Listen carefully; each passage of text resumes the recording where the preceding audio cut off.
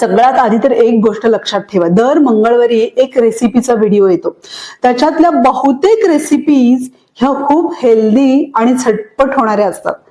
या व्हिडिओमध्ये आपण सकाळपासून रात्रीपर्यंत नेमकं काय खायचं ते बघणार आहोत. दिवसाची सुरुवात उठल्या उठल्या 2 ग्लास कोमट पाण्याने करायची आहे. साखरेऐवजी आता आपल्याला गूळ घ्यायचा आहे.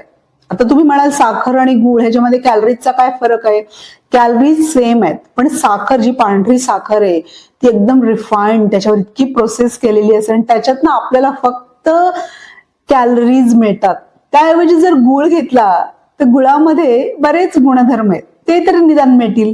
तर सकाळी सकाळी आपण काय खायचं असा प्रश्न पडतो. तर बरेचदा आपण चिवडा, चकली किंवा काही घरांमध्ये नाश्ता बनतो.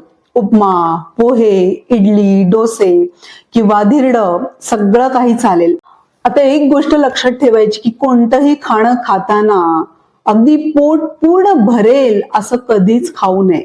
आता आपण जो नाश्ता करतो त्याच्यामध्ये त्याला आणखीन हेल्दी कसं बनवायचं त्यासाठी काही गोष्टी हव्यात. जसं की हे शेंगदाण्याचं कूट रेडी पाहिजे. आता हा संपत आलाय. ताजे असले तर खूपच चांगलं, पण फ्रोझन असले तरी काही हरकत आहे. मंगळवारच्या रेसिपीमध्ये मी ऑलरेडी दाखवलं. ह्या बघा, मिश्र डाळींच्या ह्या वड्या ह्या 3-4 दिवस सहज टिकतात, अशा बनवून ठेवायच्या. तर इडली बनवताना सुद्धा त्याला अधिक हेल्दी कसं बनवायचं, जसं की गाजर, फरसबी, मटार असे बारीक तुकडे करून आणि ती भाजी अशी बाजूला ठेवून द्या. भाज्या पदार्थ शिजवताना जर घालणार असाल तर त्या कच्च्याच घाला, पण वरून जर घालणार असाल एखाद्या नाश्त्यामध्ये तर त्या वाफवून घ्या.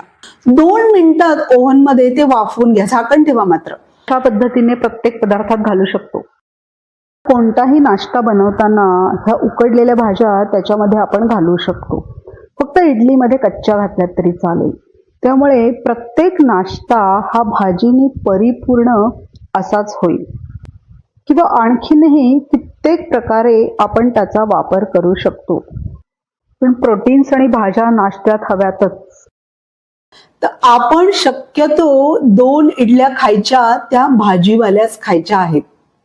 पण आता 10 ते 11 किंवा दुपारच्या जेवणात, रात्रीच्या जेवणात नेमकं काय खाल्लं पाहिजे हे आपण बघणार आहोत. आणि त्यासाठी आजच आपला व्हिडिओ येतोय 5 ते 6 मिनिटाचा. तो नक्की बघा. त्यामुळे आपल्याला एक आयडिया येईल की नेमका आपला आहार कसा असला पाहिजे. जो ध्येयाचा पक्का त्याला 100% रिझल्ट मिळणारच. व्हिडिओ बघायचा आहे सगळ्यांनी.